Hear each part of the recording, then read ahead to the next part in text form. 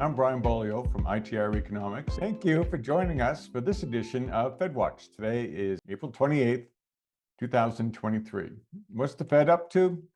Well, that's one of the three things we're going to briefly talk about here. The Federal Reserve is back to bringing down their balance sheet. It had surged following the SVB and Signature Bank issues. They had invoked that special program where banks could borrow from the discount window very easily, but they've since gone back to shrinking their balance sheet, which must mean that they are convinced that this is not a systemic banking problem. And since it's their job to know these things, we should probably take them at their word for that. And they're serious about quantitative tightening continuing, by the way. The latest money supply data point is out. It's March. We deflated, and it has a 112 rate of change of minus 8.5%, which may not sound like a big deal, but that's the most negative 112 rate of change we've seen in over 75 years. I mean, this is the Fed that had rapidly ballooned up the money supply and is rapidly bringing it back down. And just like it helped on the way up, it's going to hurt on the way down. And I think we all need to keep that in mind as we go through our business planning for 2023 and 2024.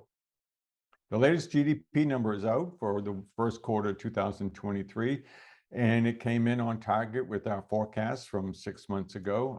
It came in with a 99.9% forecast deviation. So we are on track for the economy continuing to modestly grow as measured by GDP deflated. We think for the next 3 quarters, although each quarter you're going to get more headlines that say growth is slowing, growth is slowing. That's part of what we are anticipating and expect to see. Third aspect is there's some revised retail sales data out.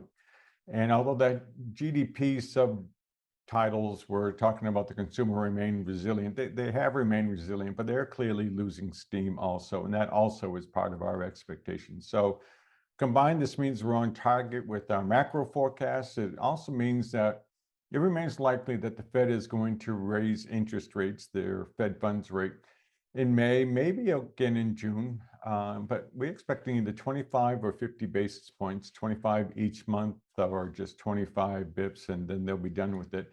And that'll keep us on track with our expectations for interest rates and therefore a relatively modest decline for 2024.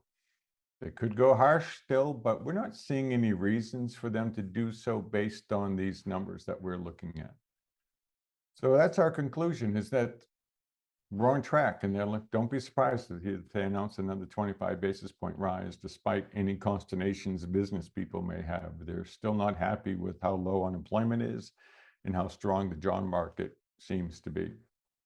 I just have a follow-on thought for you. I don't always do this for you, or I don't do it frequently at all, but take a look at the financial sector ETF. It is XLF, that's the trading symbol.